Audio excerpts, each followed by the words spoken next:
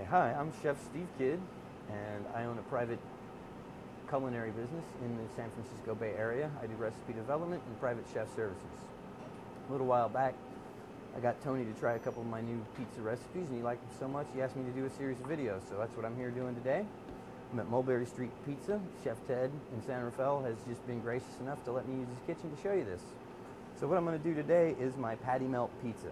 It's a sourdough rye for the crust, with a cheese tomato sauce for the sauce, ground buffalo, and caramelized shallots. It's almost the identical flavor to a patty melt sandwich, but it's just on a pizza. So in this first video, I'm going to show you how to make the pizza sauce. And in the next video, I'm going to show you how to make a sourdough starter from scratch, or a little cheat way that I've just recently discovered. In the third video, you'll see how to make the rye sourdough pizza dough. And in the fourth and final video, I'll show you how to put the whole thing together. So the first thing is the sauce. I didn't want just a straight tomato sauce on this just because there's more cheese flavor in a patty melt than there is tomato. So what I wanted was a combination of a tomato sauce and a cheese sauce.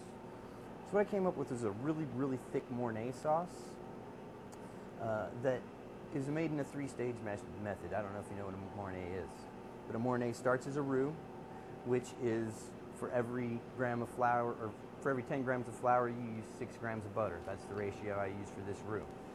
You're just going to cook down the butter a little bit and then stir in the flour, and you want to cook that just long enough to activate all the starches, about a minute, and make sure the flour flavor is gone.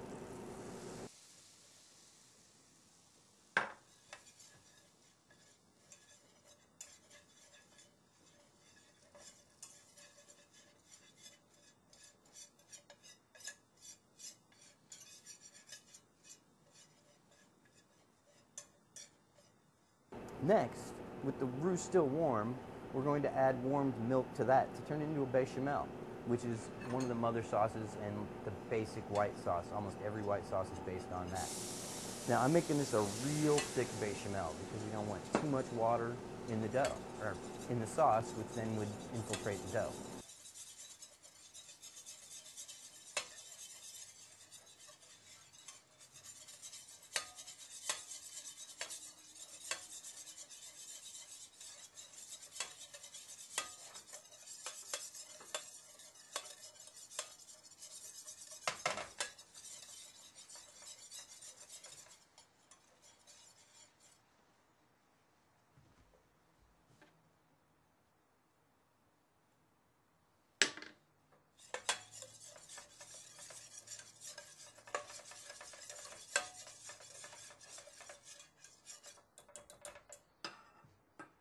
You're going to be making this and you're going to look at it and go, oh my God, it's way too thick. But it's not. It's perfect. So now what you do is you turn the heat off to the burner and just add the Gruyere cheese. Stir that around. It's going to get real thick. You're going to want to let that cool to the same temperature as your pizza sauce, because that's the tomato sauce we're going to use, instead of having a whole separate recipe. It helps keep food costs down.